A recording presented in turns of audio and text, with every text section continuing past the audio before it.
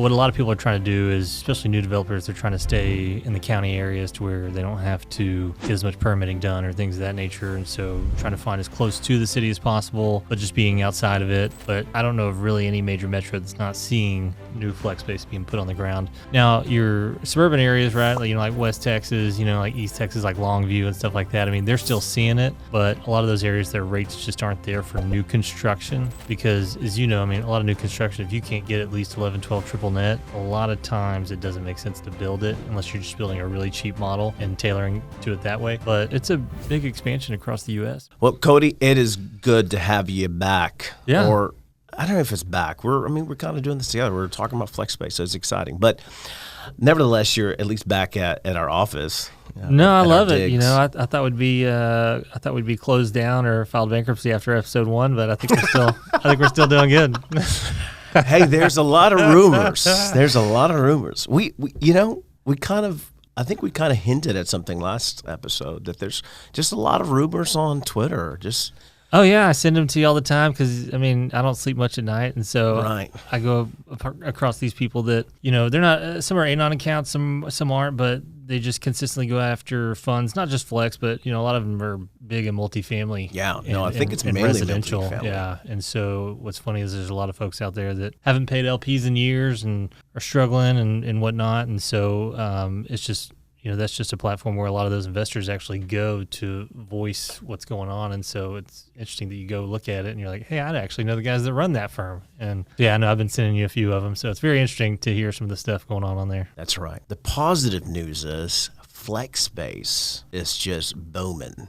It's doing better than any asset class that I know of right now. That's right. So I think last episode we talked a little bit. We, of course, had an intro to you and your amazing background. And today we wanted to focus more on what we're calling 101 flex space. Why is it booming? Why should people get into it? Whether it's becoming a developer or that's investing in it passively through guys like myself or us, or thirdly, by existing flex spaces, right? Let's just talk about flex space in general. Yeah. Well, I think there's so many LP investors out there, and kind of my thought on it is if you're an LP investor and those guys love investing in asset classes, whether it's multifamily or whatnot. You want to look at, hey, what's doing good? Where or will there maybe be some trouble in? And that's why you see a multifamily and certain residential and even especially in the office sector. A lot of those guys, or not a lot of those guys, but there's quite a few that are struggling. And when you look at the flex asset class, it's a class that just tailors to such a broad tenant pool that I haven't seen a project struggle. On the flex side that's operated well and doing well. I haven't seen one struggle. I haven't seen one where a guy's like, we can't get over 50% occupancy. Like I just don't know of one. And so, if you're an LP investor and you're looking for a good, safe investment that, has a very strong and diverse tenant pool, because multifamily has a very good tenant pool, as Sure. you know, and so does residential. But flex is very diverse. And so it's not just a large tenant pool, it's very diverse. And so, if I'm an LP investor and you're looking into the next big thing or something that's safe, I like that. Obviously, it's getting with a good operator and a good company and, good people that know what they're doing in it. But as far as LPs go, and that's why when you see some of these funds that, do raise money on the flex side, they really don't have any issues getting money. It's very rare that a fund that we're selling to will put a deal under contract and like, hey, we got to extend because we just don't have the money yet. Like we heard that years and years ago, but in today's market,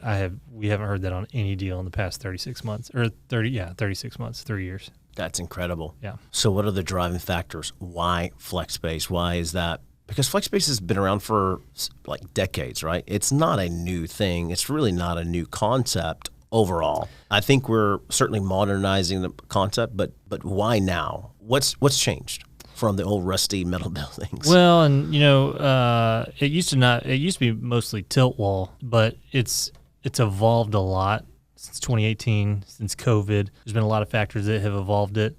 Back when I started in it, the suite sizes were much larger. I think I've told you that many times. It's around 8,000 square feet is where a lot of those guys were. But it was just basic dry warehouse where contractors, small companies, stored stuff, or ran their operations out of. And, 2018, 2020, the entrepreneurial mindset and, the people that just creating new businesses, e-commerce, shipping, things of that nature has just continued to explode. I mean, how many people do you know that have like 2 and 3 and 4 companies, right? And so that type of, business person has continued to expand. But not just that, also I think pretty much everybody realized, hey, the flex space is good, but it's better when it's smaller. And so many people beforehand never wanted to operate something with such small tenant spaces, right? And so a lot of times you saw those, back in the day when I started leasing 5, 6, 7, 8,000 square feet. Now the best tenant size is like 1,800 feet. And there's such a large tenant pool for that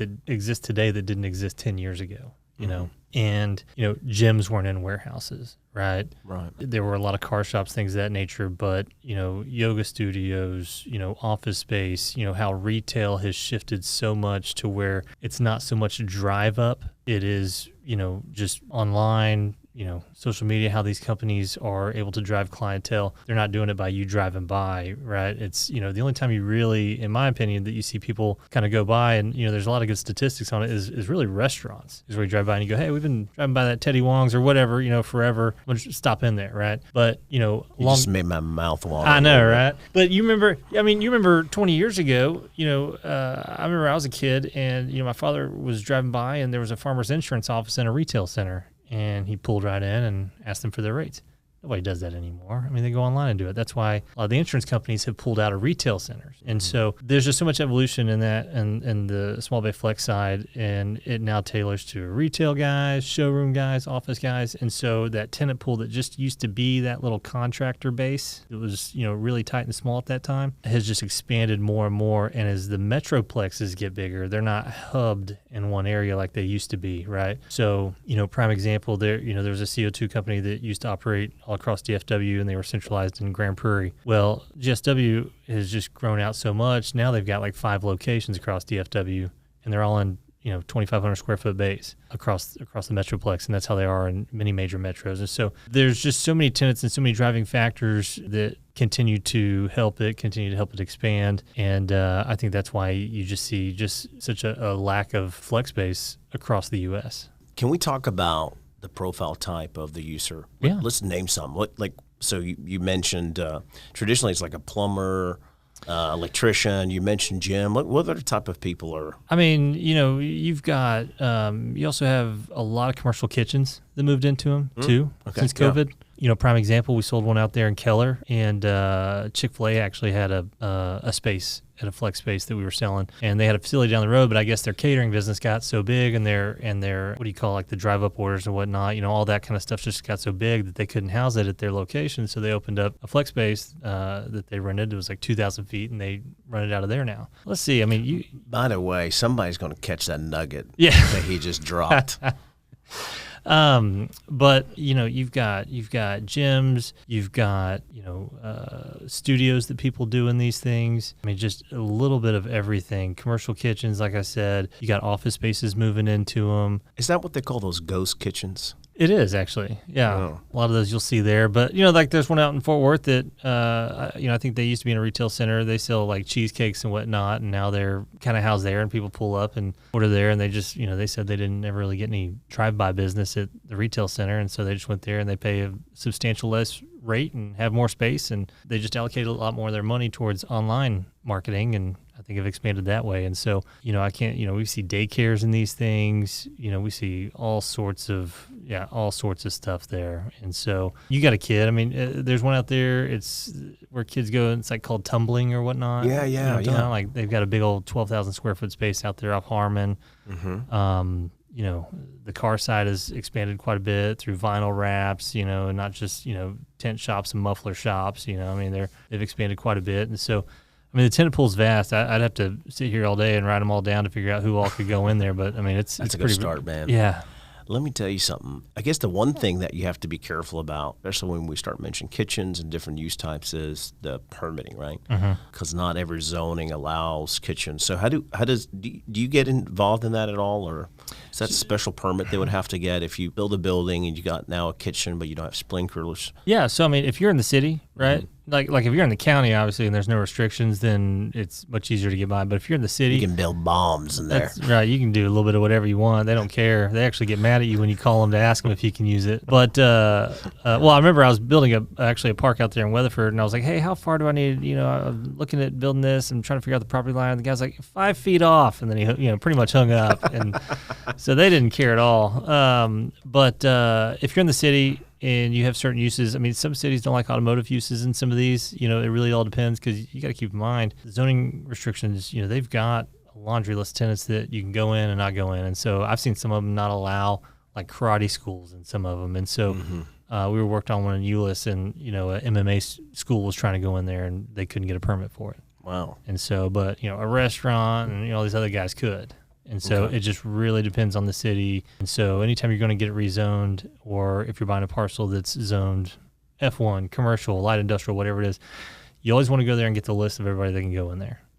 And then maybe ask, hey, what if these guys go in? What would our hurdles be to get them in here? And so, that's one thing that I always tell anybody that's buying in a zoned area is to figure out who you can't have there. That's and right. If you try to get them, what do you got to do to get them? Yeah, that's good advice. Yeah.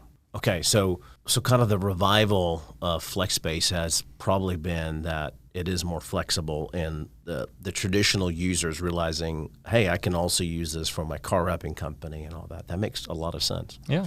Where are we seeing like a lot of the boom happen? Because I know a lot of flex space or small bay, whatever you want to call it, in kind of like the inner cities or within the loop, so to speak, are getting tore down, and multifamily is coming in that place. And I think there's this tension between flex spaces that are getting tore down for big, like multifamily again, or big box, but also you have the need for it, right? Like, how's that working out? I mean, obviously pretty much every major metro across the U.S. is seeing a pretty good expansion of flex in it, right? And so what a lot of people are trying to do is, you got a lot of, especially new developers, they're trying to stay in the county areas to where they don't have to get as much permitting done or things of that nature. And so trying to find as close to the city as possible, but just being outside of it. But I don't know of really any major metro that's not seeing, new flex space being put on the ground. Now, your suburban areas, right? Like West Texas, like East Texas, like Longview and stuff like that. I mean, they're still seeing it, but a lot of those areas, their rates just aren't there for new construction.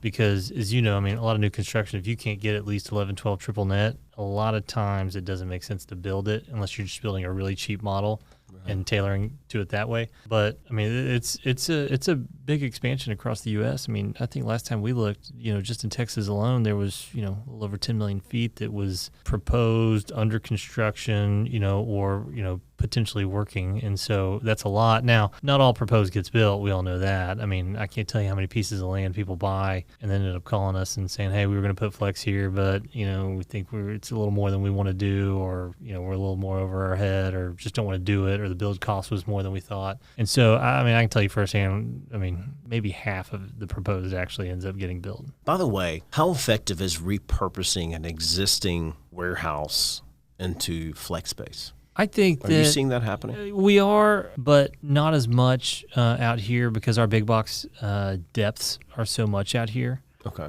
And so, the last thing you want to do is carve up 80, 100 feet deep into 2,000 square foot units. I mean, you basically have a hallway of space. Right. So it's a little harder to do, but I have seen people take, older retail centers and things of that nature, or some of those single-story office buildings if the ceiling height's high enough, because some of those ones back in the day, were 14, 16, but not as much. We see a lot of it renovated, stuff like that, especially when you go back over here south of Fort Worth. I mean, you see some of those places that were those older, brick buildings that some of those people have shoved in garage doors and have done really well on those, but it's not as big out here as it is in other states. Colorado and other areas, there's a lot of conversion going on out there. Is there a particular heat map, like in the country, that is better than others? Like, where are you seeing a ton of these coming up? That's going to be, I think, mostly Colorado, California, Washington, New York, New Jersey, kind of those areas. That's where we're seeing most of those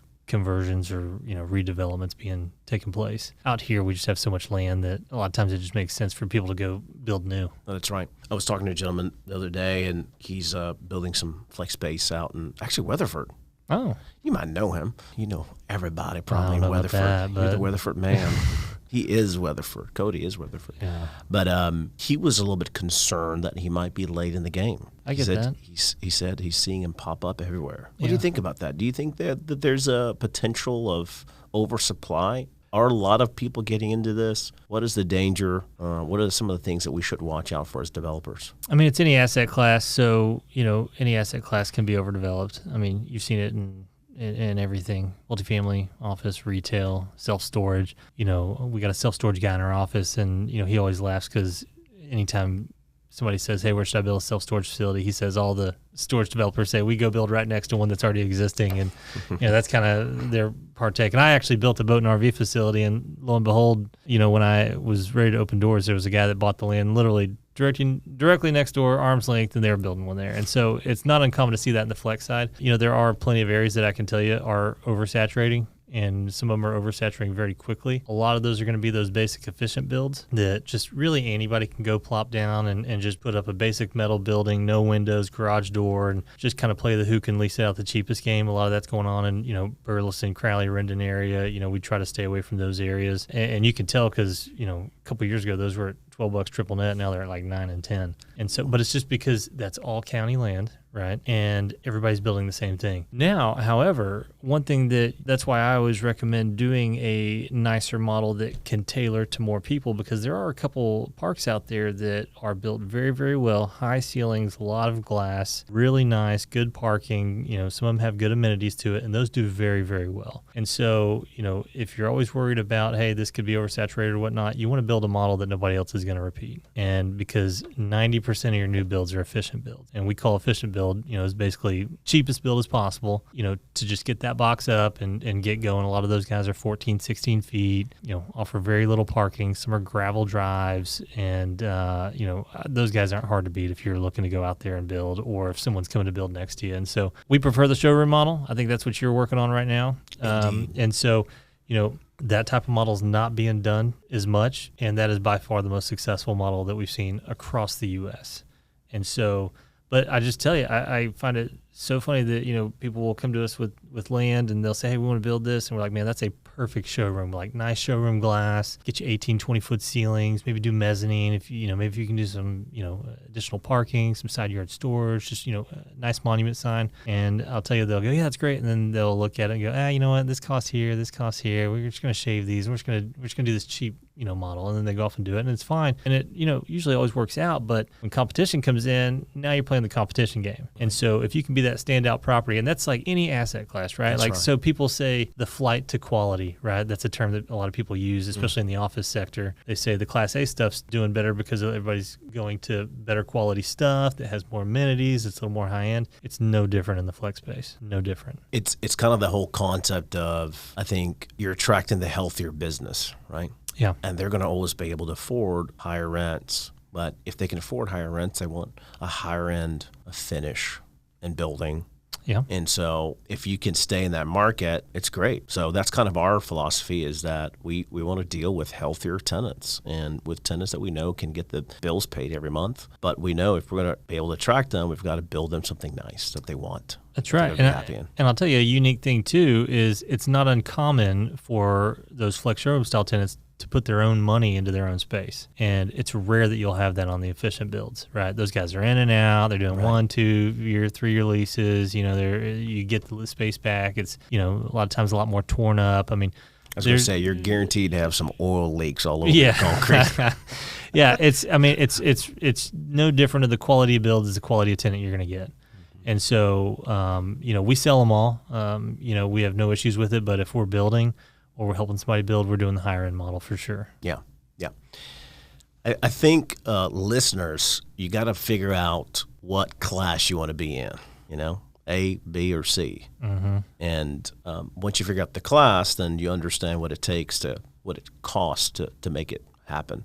And I decided early on that we just wanted to do Class A flex space, And so when it came down to the numbers, it's going to cost more to do something nicer. And so it's just part of our business plan. I think guys get into the business not really knowing who they want to cater to, and they're just thinking about the passive income. And then when they start getting down to their business plan, they just go for cheap because they didn't really have a target in mind anyways, So I think that's just something, if you're listening and interested in this product, figure out what your business plan. And there's nothing wrong with efficiency builds if that's who you want to cater to. It's just know that's what you're trying to do, and then think of the risk, pros, the cons. Yeah, and like I said, I mean, we have no issue selling it.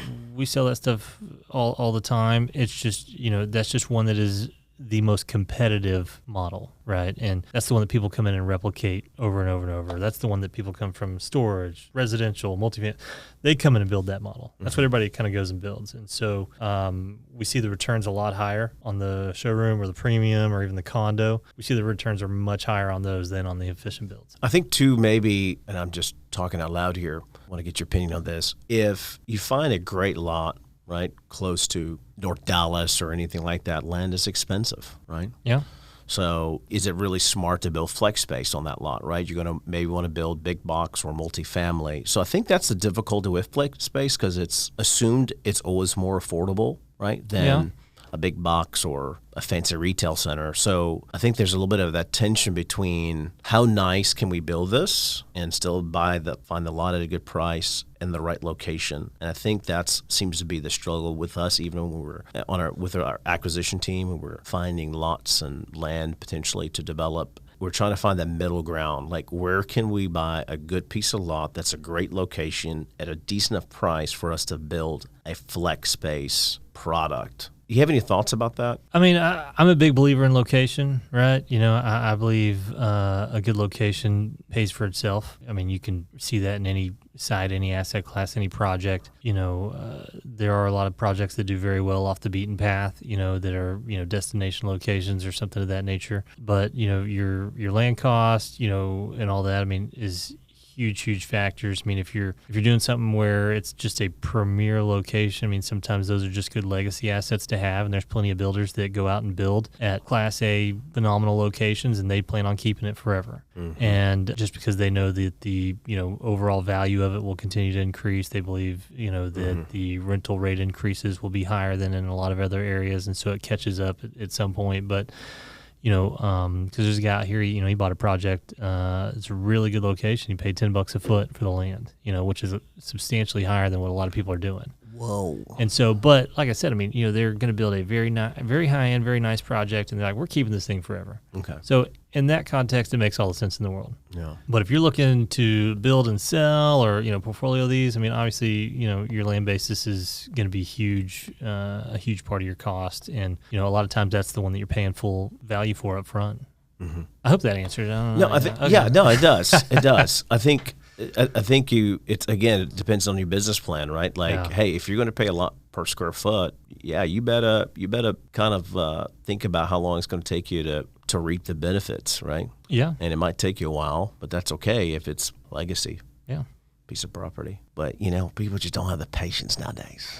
No. That's why the average hold is like less than 5 years on these. That's right. I mean, they're a very short timeline.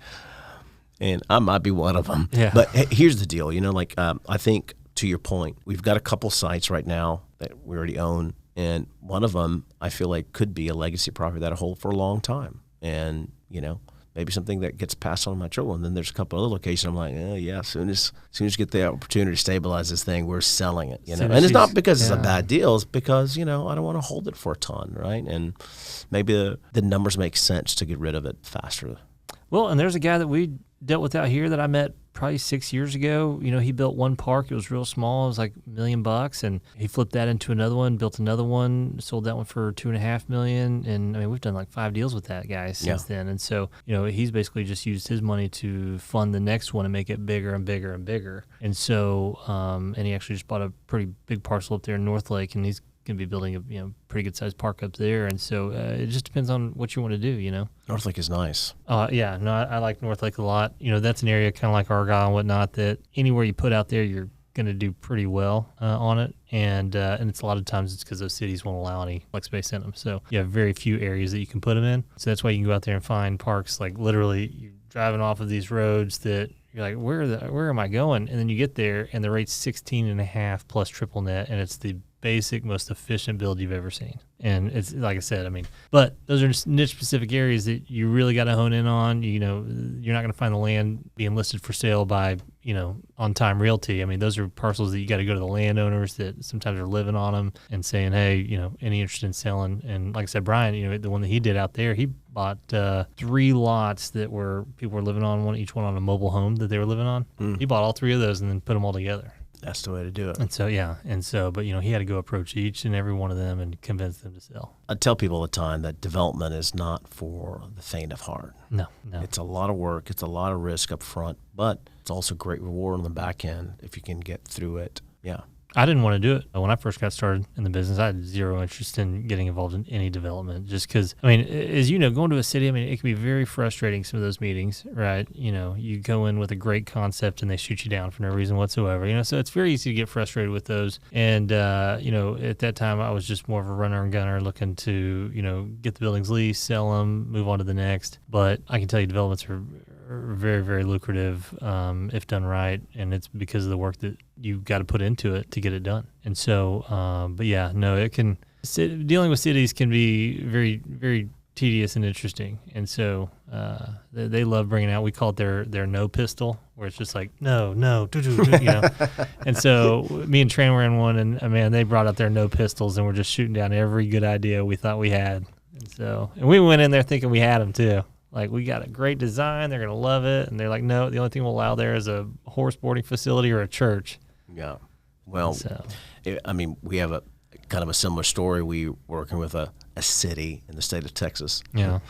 And we thought we had kind of talked to them about a great deal. They gave us a potential land cost that was very doable. We were happy about it, but they needed to bring it before the board. Yeah, they bring it before the board, and there's always somebody sitting at the table, right? Yep. That's got to throw in a wrench. Well, let's bring a broker in. And before you know it, you know, the price got doubled. Yeah, pretty disappointing. But we're working it still. We're kind of going back and forth a little bit, and there might be a light at the end of the tunnel. But it's certainly not going to be the original deal that we thought we were going to have, but it's still decent. But that's the reality when you deal with cities and different there's personalities behind these cities. Oh yeah, no, and you know, you got to go through the process and deal with them the right way. That's why there's companies that you can hire to go deal with them too. That's right. And so I'm a big fan of that. So it kind of eliminates your headache. You're kind of paying for your headache to go away. And you know, a lot of those guys, they do that for a living, so they've got, you know, a lot more insights and understand how to navigate those a little bit better. And so, you know, a good civil and whatnot can also help you alleviate some of those headaches that if you go in there, you know, it may be a different outcome. That's right. You got to have the team. Yeah. And I didn't realize how important a team is until I got into kind of the development biz specifically for flex space, because building homes, residential, is pretty cut and dry. But the city gets a lot more involved, and they care a whole lot more about what you're doing when you're in the commercial world. And so you've got to have a team of people, like you said. And if you got to hire them, do it. It's going to save you a lot of headache, a lot of time, because there's a lot of bureaucracy involved, a lot of politics involved. Oh, yeah. And it's not as simple as checking all their boxes, but sometimes it's just making the right people happy and making them feel good about it. Because again, there's personalities behind these cities, and you need to understand the personalities. Yeah, and you know, understand the codes and how to get around them if need be, or how to operate within them. And so, like I said, I mean, we anytime we deal with that we're dealing with city, we have a good team that we hire, and that they go out and take care of it for the most part. Yeah. Comparing FlexSpace to other asset classes, I know we mentioned this kind of beforehand. Let's get into that. Yeah, no, like I said, I mean, you know, it's been really interesting on our side, you know, me and Austin and the guys, to see all the other asset classes, you know, have so many people that are trying to, you know, diversify their portfolio or look to divest into something else. And I mean, there's people that are leaving the office sector completely and going into the small bay side or going into the, you know, storage side or whatnot. And so we've had a lot of people coming over from this, from other asset classes. You know, they love it. They love the ease of management, the ease of tenant leasing. housing, the lower TIs, which that's what's killing retail and office right now, is the tenant improvement dollars, right? Yeah. And so you got an office space, just like yours, 4 years ago, it was probably, I don't know, $10-15 a foot to refinish this out if you leave for another person to come in. Today it's probably closer to 45 or 50. And the rental rate's not a whole lot different. And so,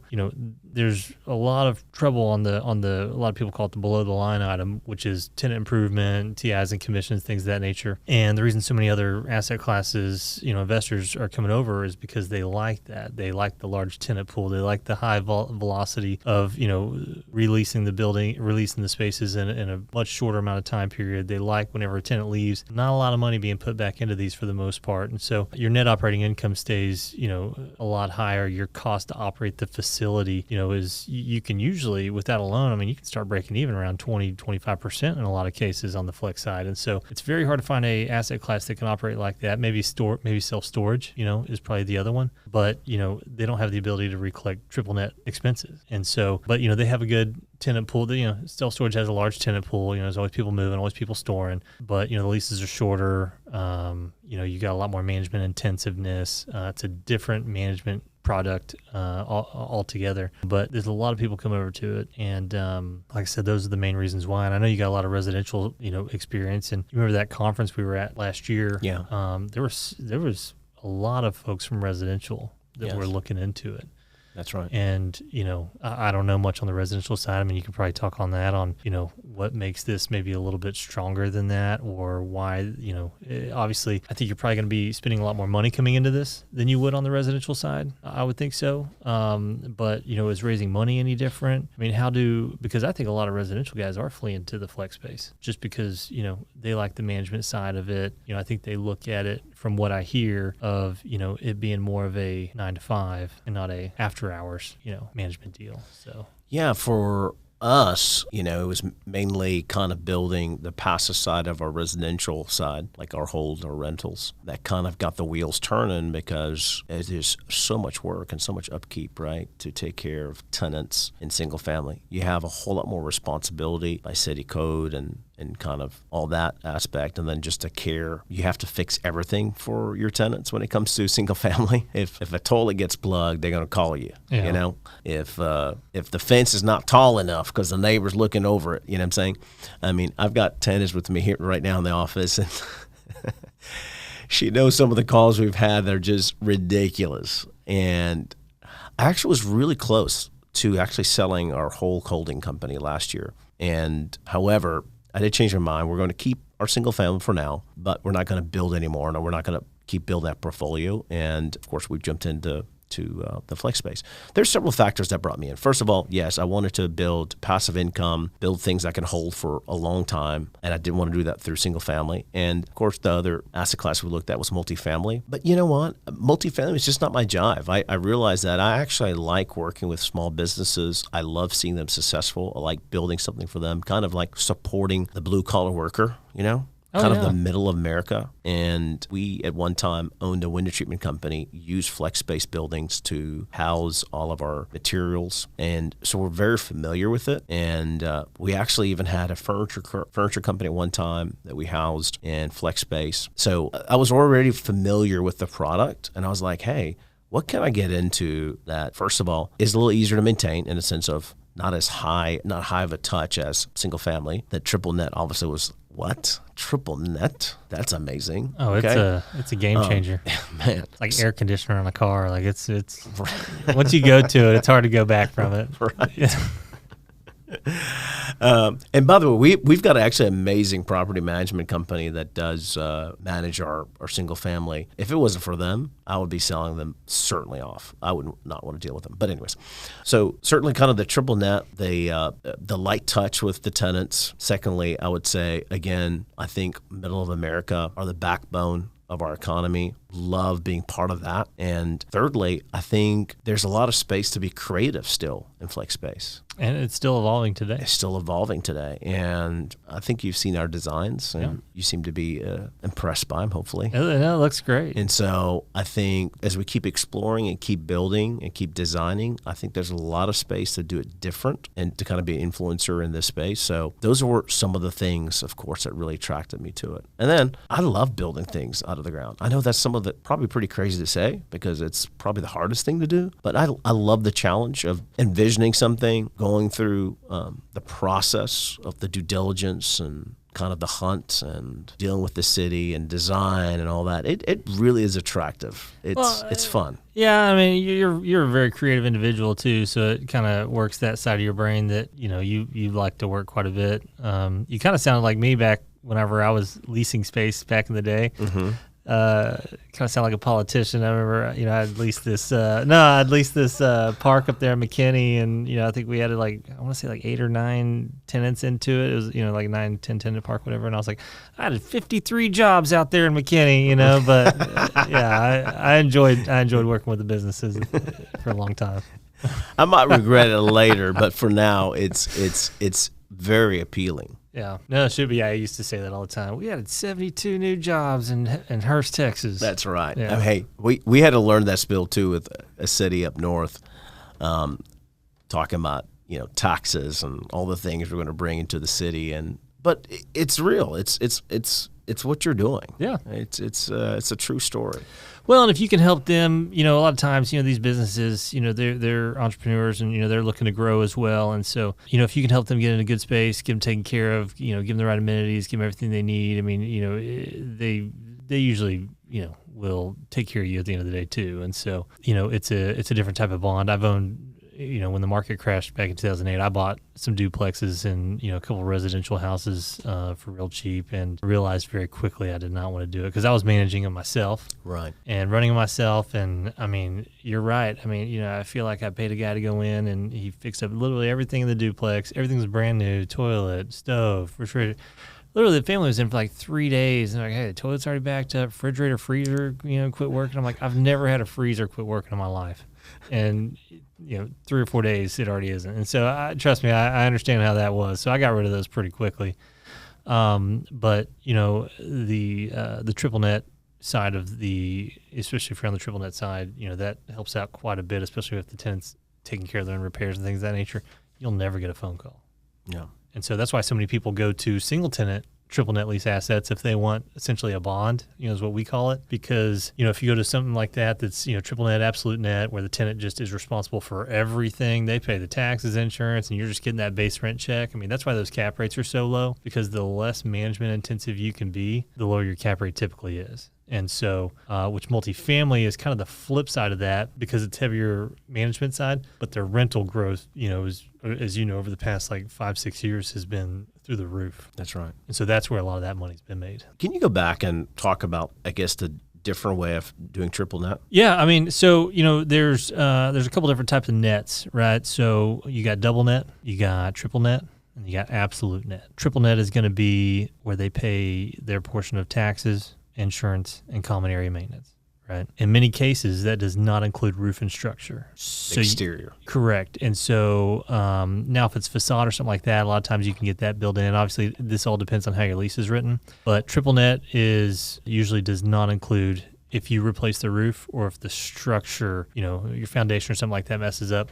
A lot of times you can't build that back. An absolute net lease, you can. And a lot of times in an absolute net lease, you won't see that as much on multi-tenanted stuff as you will on if you maybe build a building over here and it's just got a single tenant in there. We've seen those on absolute net leases, and especially if they're separate parcels, a lot of times those tenants will pay the insurance and taxes directly, and you're just getting a base rent check sent in. That is by far the most friendly lease you'll find anywhere, I believe. And so, it's very close to a ground lease, an absolute net. And then a double net is, not billing for as much stuff as you do on a triple net. And then you got, your gross lease, or a lot of people on the industrial side, it's called industrial gross, where maybe the tenant's just paying their utilities only, right? But you're paying taxes, you're paying insurance, any repairs, maintenance, you're paying. And then you have something that we rarely see. We saw it the other day, actually, up there in Justin, Texas, which is a full service lease in industrial. I would never advise that, but we saw it for the first time, and that's where the landlord is actually paying the electricity and the utilities on the tenant spaces. And so that's a very big risk to take as a landlord, because, you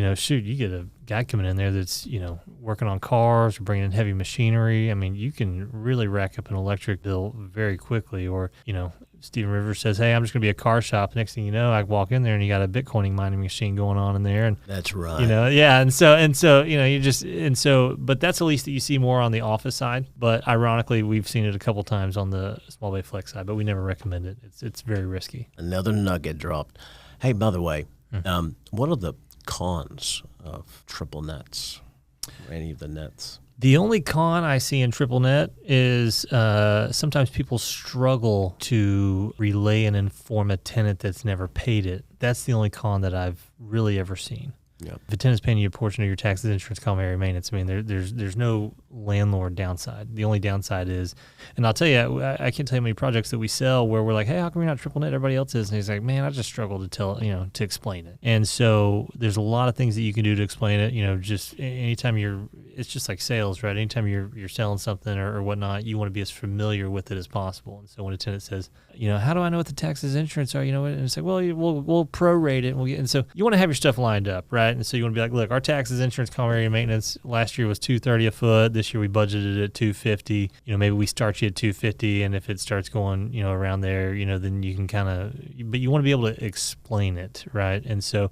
you can also do a base year lease, which we do see that. And a base year lease is, say you sign a lease with me and you're going to pay $12 a foot. And that's just your base rate. Now we're going to set the base year, and this is what a base year lease is. We're going to set the base year for 2024. And so we'll say, all right, Steven, you're moving in and the base year is 2024 and the expenses for 2024 are $2 a foot. Now, next year, when the new expenses come in and say they end up being $210 a foot, it gives me the ability to bill you back that 10-cent difference. And so that's what a base year is. It's, hey, you're coming in and our expenses are set at this. If they go up, you pay me. They go down, you just don't pay any extra. And so those are also sometimes a little difficult for owners that are not familiar with it to explain to tenants because, it's just one bill that comes in. That's why I like the triple net, because it's just paid monthly and you want to pay it monthly. That's right. Yeah.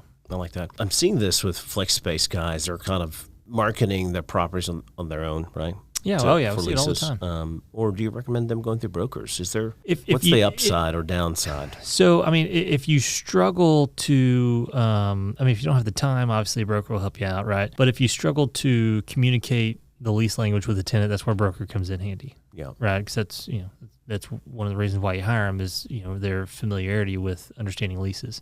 I'll be honest, in my opinion, if I had a flex space, we don't hire brokers on it. Now we are brokers, so we work on it, but I like when owners do it themselves. Communicating tenant to tenant is very powerful, in my opinion. I'm sorry, tenant to owner is very, very powerful. But also you have the ability to make the decision right there. And if I'm your broker, typically don't have that ability. And so I'm showing the space and they're like, hey, we're looking at two others. And I'm like, well, it's $12 a foot. And they're like, can you do $11.50? I'm like, well, let me call Steven and ask him. Well, in that time period, they go and look at another space. And so if you were there, you'd be like, look, guys, let's, maybe I'll give you 15 days free, put you in at 12. You just have the ability to make the decisions. And so I prefer owners doing it if they can. If not, just hire a good broker that can get it done. Make sure they're not, signing up 5-year leases and things of that nature to try to, ream you on a real estate fee because they don't want to do a 1, 2, or 3. But, you do have that expense that comes in with using an agent. Now, I just heard you say don't sign a 5-year lease. Mm-hmm. And what are you recommending? Just kind of a yearly lease? No, my favorite lease is 3. And does those turn fast enough? And look, we look at it from the sales side, right? And so if you're looking at selling, I can't tell you how many times if a lease has 5 years on it, it's like, all right, well, we can't pro forma this tenant up. A lot of people that are buying these are trying to maneuver rents substantially higher. And if you got a guy locked in for a long period of time, it just hurts their pro forma and what they believe they can do a lot of cases. And a 5-year lease is a long time for 1,500, 2,000 square feet. You don't know where the rental market will be at that time. It could be worse. So, maybe you have them locked in at that time. But the average rental rate increases have been pretty high across the board. And so I think staying in line with market is keeping that lease, at 3 years. You really don't want to get a guy on a 1 year, though. I always think that's a little risky because, if they're just there for a year, you could have some dollars that got to be spent when they move out, and you really don't know, how good of a tenant they are. And usually if they're just 1 year, they're a lot of times a startup, which isn't an issue. But you want to make sure and screen everybody that comes in. And I prefer a 3-year at the end of the day. Okay. Yeah, because I think in that group we're in, I heard some people wanted to kind of stick to 1 year so they can continually increase those rents. Yeah, it's easier to increase once they're in. That's right. However, it makes sense if they do leave and you've got to pretty up the building a little bit. Now you've got that expense. So do you really make up for it? If you have to go in, I guess you wouldn't have to do a ton, but if you're in a hot area and you have no issues releasing, then, it doesn't hurt to do a 1. Like I said, I don't prefer a 1. If somebody comes in and says, hey, I just want to do a 1-year lease, that's usually a red flag. Like, why do you only need a 1? Are you worried about expansion? Because we'll get you taken care of on expansion, right? But if you're like, I don't know how this business is going to do, then you really need to put a magnifying glass on that and make sure that, you got somebody that can at least finish their year. And so that's why I say we're 2 and 3 year guys. Okay. That's good to know. Yeah. Because we want Cody to sell our buildings. Yeah. And so, but like I said, Austin and I, we were working on a project today, and, this guy had like 1,500 square foot units. And we said, why are these guys on 5 years? And he goes, that's just what my broker was signing them up on. And, come to find out, the guy was just doing it because the commission's much higher, right? That's right. On 2 and 3, it's just low. And look, I get it. We're all here to make money. Sure. But you don't want to impact the sellabilities, or the final value of it either. And Right. so you kind of got to walk, the line to make sure whatever you're doing is, because at the end of the day, what I would tell people, at the end of the day, these are investments, and you don't want to make concessions for an investment, Right. unless you have to. And so, these things are made to perform at optimal, levels, and, we like seeing them perform at where they should be. And so, yeah, eliminating a few things here and there will always help that out. Kind of I'm still on topic, but speaking of brokerage, your firm likes to focus more on the sell side, not really on the lease side, right? So if you're getting a ton of calls on the lease side, is that something that you would like, or? So, and you've met Nick in our office. Yeah. He runs a lot of our leasing, and, we've got guys all across the country that lease. It's really area specific. Our team's main forte is the investment sales side of it. I started my career leasing it, but it can be a tedious task for a broker that isn't specialized on it. And so, that's why we have a good guy at our office that works this metroplex, and he doesn't work anywhere outside of it, and he's we call him a high volume dealer. Mm-hmm. And it's just like a Kia dealership or something. He's out there to move units, and that's it, because those guys, the only way they can be successful is if they're doing a lot of leases. Kind of like I got a friend out there in Houston, Ryan and Will, and they lease flex space out there. I think they're some of the best, but they're doing 100 leases a year. And that's the only, you have to do that kind of volume to make good money on the lease side. Yeah. And so you don't want a generalist, right, to lease it, which we see all the time. And what I mean by a generalist is, a guy that's trying to sell a piece of land over here, trying to lease a retail center down there, trying to, work this office building up there, maybe trying to do. And so you need somebody that focuses strictly on it to really get yourself in the best position to get it leased up. So a quick tip before we wrap this up. Yeah. If someone is getting started today, they've been listening to this podcast, you've been thinking about it, what is the number one thing? Where should they start? Well, and I'll pitch our book. I was going to say, Flex Space Domination. Yeah, Flex Space Domination. We wrote that book. Austin and I did. Spent a lot of time doing it. There you go. Grab it and hold it up so the camera can see it. We basically put all of our tips and tricks and anything to kind of help a new developer out in there. There's also, as there's plenty of people that do courses and things of that nature to kind of look into as much research as possible to understand the pros and cons and really what you're getting into. Because like any asset, you can lose money on it as well, and we've seen people lose money on it in the past. And so you want to make sure to protect yourself tough as much as possible. Get the right team, get the right education on it, you'll be fine. Yeah. And if I can add, I do really want to promote this book for you. It's incredible. I've been reading through it. I think, quite frankly, I agree with you. This is a great start. And then, get a good broker. Yeah. Really, I know when we first kind of started dabbling into it, I actually called you 2 or 3 years ago. Again, I said this in the last podcast through Mark Allen. Okay. But we're just kind of dabbling. But then when we were getting serious, we called you, and you gave us some great recommendations. And I think that's certainly a great start, other than the education. Get with somebody like Cody or whoever's your guy in whatever region of town, even though Cody is doing business all over the United States. But we're expanding faster than the universe right now. He'll be on the moon before you know it. Shoot, yeah, I'll be the first ones up there. Do you think we really landed on the moon? Where are you on that subject? I don't know. Didn't Google or something analyze those photos and say they were not real? I think I've heard. Yeah, I've heard. We've never been able to get back. It's kind of strange, isn't it? I don't know. I find We it got there odd, once and and couldn't just get there like again. just like the footage of it, it's just very bad. Just kind of like anytime somebody has like Bigfoot footage, it's always like nobody had like a decent camera. It's always like Right. the fuzziest thing Right. ever. That's right. And so I don't know. Nick in our office is the conspiracy theorist, and so I leave it all up to him. We might try to solve this by the next episode, Maybe. guys. I hope you enjoyed it. Hey, thanks for Absolutely, sharing yeah. your expertise again. I can't wait for the next episode. Guys, if you're listening, if there's any particular subjects you would want us to talk about, we would love to hear from you. This is really about building up the community.